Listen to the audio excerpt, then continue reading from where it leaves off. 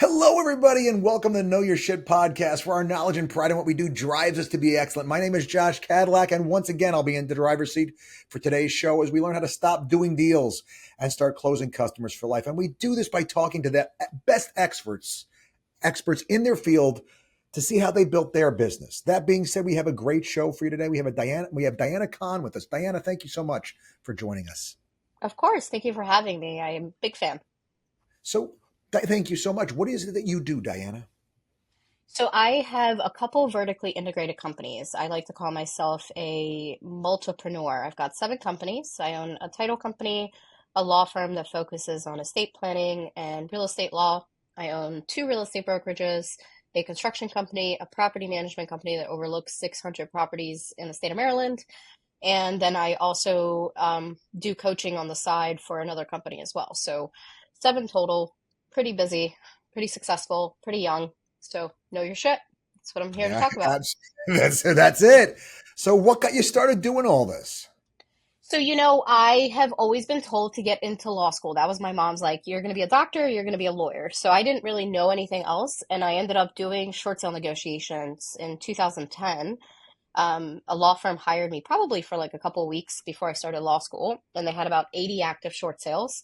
And I took them from 80 to 8,000 in one year. And I put off law school for Nice. a couple of years. It was that ride where short sales weren't being really regulated yet. So I just kind of was good at it and I jumped in. And then since then, I realized that there's people who do and people that don't. And I tend to be the person who does. So I've tried to sort of take that approach with everything. And one business led to another after that.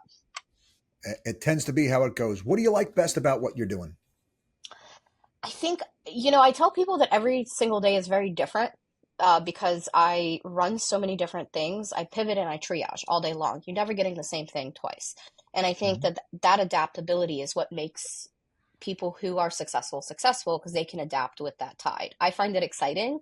I find that I don't really know my schedule today. I have things that I have to do every day, but it's no day is the same because if one of my companies is not doing so well, I'm cleaning the toilet at that company if I need to because maybe somebody called out. Or, maybe I go to court and I'm winning a case and then sometimes I fail. But whatever it is, it's every day is very different. And as an owner, you sort of get to do all of it and you have to be okay with doing all of it, which means that you pivot and you triage a lot throughout Yep. your day.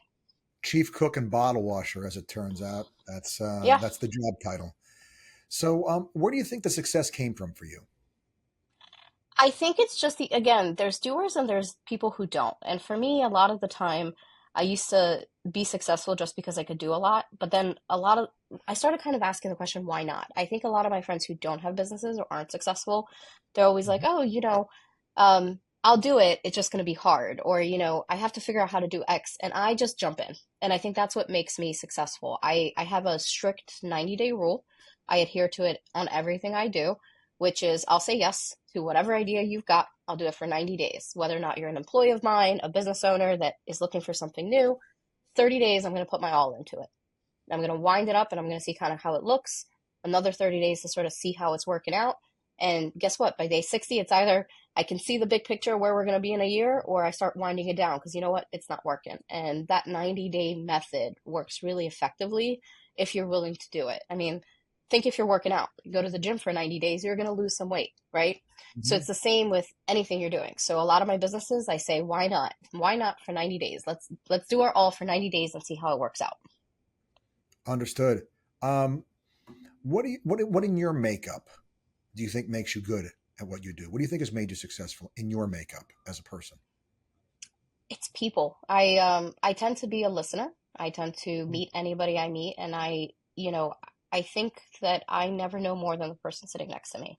And because of that, I learn from everything I do and I think it makes me successful because when you talk to people, you know, the number one favorite word for anybody is their own personal name. So when you know somebody and you meet them and you meet them at their level and you can listen to them and really just kind of encompass and give back what they're putting in, you can be successful. And I think that that's the big portion of me is that all of our businesses are the same. I mean, it doesn't matter if you're doing real estate, it doesn't matter if you're doing law, it doesn't matter if you're, selling roofs or doing solar panels. a lot of our businesses are the same. It's can you sell, can you do it, can you produce, and can you do it time and time again where people are happy with you? And you have to adapt to the people around you, and that's what makes you successful. I totally agree with that. I mean, it is very true. Everything that you've said. What do you think? What makes you passionate about what you do? Because you obviously care quite a bit. I think a lot of the time is I do a lot of the things that I screwed up myself first. And I think that that's a big thing that I try to put into every company and everything I do is Hmm. I learn how to do it by mistakes. So I do estate planning in my law firm. I didn't start doing estate planning until my mom got really sick. And then when she got really sick, I realized Oh how wow, much this it's matters. lacking. Yeah, Right. yeah. Like, not even like it matters, but like, when you talk to a lawyer, it's like, oh, you got to make an appointment 3 weeks from now. And, a will is this much. And you're like, my mom's dying in the hospital. Like, I need action right now. So when I do estate planning, it's more like I meet people where they're at. And it's because I learned from my own life experiences, I can make it better. And I think adapting that to no matter what you're doing, try to sort of think about it from a customer perspective, but not even monetization, right? But delivering the service because that's what it is. Most people will Hmm. spend their money where they feel valued and appreciated. So I try to do a lot of that. If I see something that worked for me or I felt a certain way, I'll encompass that into a business I've got. No, it makes sense. Find the need and meet the need. Yep. What is it? What is a tool you would suggest to help our listeners to achieve more success? What comes to mind? Oh gosh. So anything you want to do outside of the 90-day rule is, be your worst critic, but also give yourself some space. So I wanted to be a public speaker, and that's my new venture that I wanted to do. And I could go out there and speak, but what I actually did is I recorded myself speaking um, for a solid 30 minutes for something that I had no knowledge about, and I just sort of I listened to it then without looking, and then I Hmm. listened to my like that I watched it with no sound, and I sat down with myself and I said, where did I do well? Where did I not do well from the perception of others? But even more importantly, where did I do well and not do well from my own perception? Because if you're doing things that people tell you to do and you're not doing them that feels comfortable for you, you're never going to be successful. You need to be able to do things that are effective, but also do them so that you're comfortable in your own skin. And I think a lot of the time, success for other people is let me just Google how they do it and try to do it. Well, if you're not comfortable with what you're doing, you're not going to be successful. You got to feel how you feel. And that's what drives my success is if something is working and I'm monetizing it, but I don't like it and I don't feel comfortable at the end of the day, it's gone. That's it. Goodbye. Like I'll find something else that feels more natural to me. And that's kind of what drives that success is the adaptability to what you're comfortable with. That makes a lot of sense to me, for sure. Um, you're doing a lot of things. You're in the market. You're paying attention. So, what do you see? I always love to ask this question. What do you see as the opportunity in the market today? Well, I'm in real estate, so I'm going to say real estate. Me too. I, yeah, I mean, I feel like a lot of entrepreneurs or a lot of business owners will get a job where they own their own business, but it's still a 9 to 5, right? Like, Hmm. they'll make money and they're doing really well, but when they retire, the income's going to stop because they're no longer working. So if you're not Right. investing, whether or not it be in real estate or vertically integrating your businesses so that you can make passive income, you're Mhm. not going to really long term have success. For me, that's real estate. Obviously, I think it's real estate for a lot of people. Um, Maybe somebody thinks it's I don't know stocks or whatever it is. Find ways that you vertically integrate businesses or you vertically integrate what you're doing, so you're not just working a 9 to 5. Because if you're a business owner, it's still a 9 to 5. If I stop working, checks stop coming in. Right. No, I get that. That makes perfect sense. You have to take and figure out what's going to come in because if you're depending upon Social Security, I just don't like the over under on that still being here when I get there It's not situation. going to be. It's not. Yeah, no, I don't really think so. I don't think they're going to pull a rabbit out of the hat on that. Um, so, what do you think is the most important thing that you've learned in the process of doing what you've done?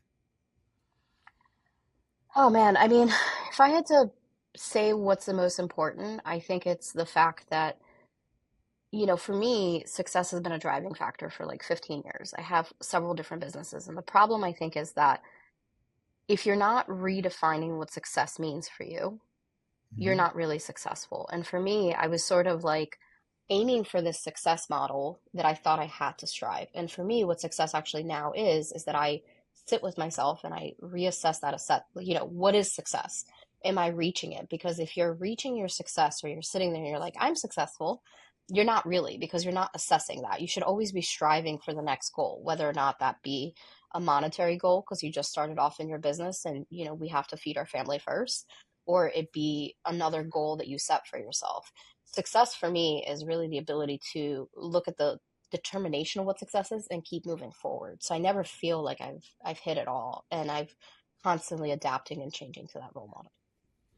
All right, that makes sense. Um, what are you most proud of in business you'd say that you've accomplished so far? I think I'm most proud of the fact that I can say no to any client and still be financially okay. And I think All that right. that takes a lot. It's the ability of knowing that you're at a place in your life where you don't have to take on everything makes it Yeah. really good. And I think it makes You, you better. yeah, you don't have to work with everybody. Right. Yeah. Yeah, Some people aren't worth it. totally. What are you most proud of in life that you've accomplished? My kids. I have three kids. They're young. They're 6, 4, and 2, and I love the people they're becoming, and I'm very proud of the way I parent them. It's very different than the way I was raised, and I love it. Awesome. What one piece of advice would you give our listeners? There's only an opportunity to do things once in your lifetime right, right? And what I mean by right is that if you're thinking like, oh, I have to do it right as in accurate, that's not what I mean. I mean, as you have one life to do it right, and nobody knows what they're doing. So just redefine that right to mean I'm doing it. I'm doing it right because I'm doing it. I'm waking up, I'm showing up, I'm doing it, and that's all that matters. And I think that that's the one piece of advice is just do it. Nobody knows what they're doing. Everybody's figuring it out. So if you're sitting there behind like a closed door, like I'm gonna like read up more on it or I'm gonna figure it out. It's not enough. Just do it. I don't know what I'm doing. You don't know what you're doing. We're just showing up and trying. Gotcha. All right. What one book would you recommend? Anxious People. It's not actually a nonfiction. It's a fiction book. It's about a bank robbery gone wrong, but it's about a bunch of anxious people who are all going through their own personal issues. And I think it gives you a little bit of perception when you read it that everybody's living their own life. And it gave me a lot of thinking pieces when I was done. I was like, oh, that's crazy. Ah, good stuff. Favorite movie of all time? Hmm. I don't have a favorite movie. I don't watch movies. I'm sorry, I don't watch movies. I'm gonna say 50 Shades of Grey just because I want somebody to find me weird because I've watched that. All right, there you go. Famous person in history you'd want to meet if you could. Oh gosh. If I could meet anybody, man, I would meet Donald Trump. I'm not Okay. a Trumper. I'm not, but I would meet him. Interesting guy. I'll tell you what. Yeah.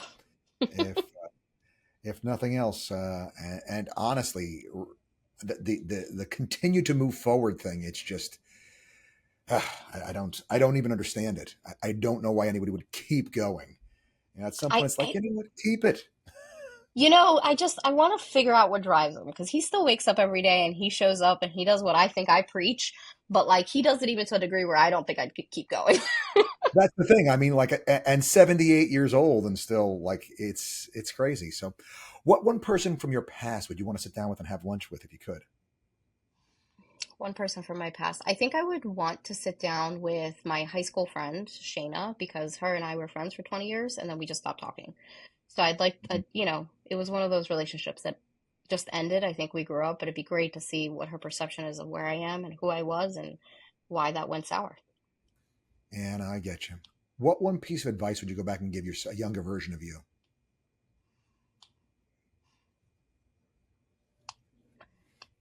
I would, actually go back only 3 years and I would tell myself that you're going to get through it.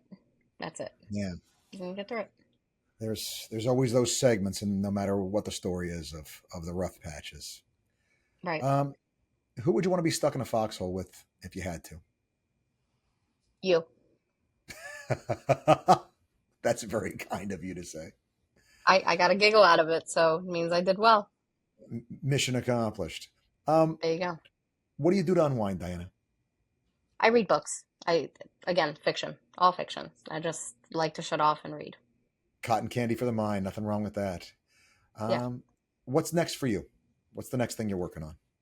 I am speaking in front of 5,000 women in November, with a lot of celebrities, and I am not one of them. So that's my new thing. And then I've got a virtual speaking conference with Oprah, where Oprah and I will be attending the same thing. We will not be speaking together, but I will be within her air on Zoom, and I'm very excited about it. Okay, good stuff. Where can people find you, Diana? So they can check out my website. It's just my initials, dklawmd.com. I'm sure you'll tag me in this as well. And then if they want to shoot me a text, my cell number, 443-739-6724. And yes, I do give my cell phone number out. Good stuff. Diana, thank you so much. You No, survived the gauntlet. We got through it, and thank you for your wisdom and your perspective. I mean, it was really well done, concise. I really do appreciate it. I appreciate you having me. Thank you so much. My pleasure. And I want to thank our listeners for hanging out with us and spending their time here on the Know Your Shit podcast, reminding you guys there is never an excuse not to know your shit. Till next time.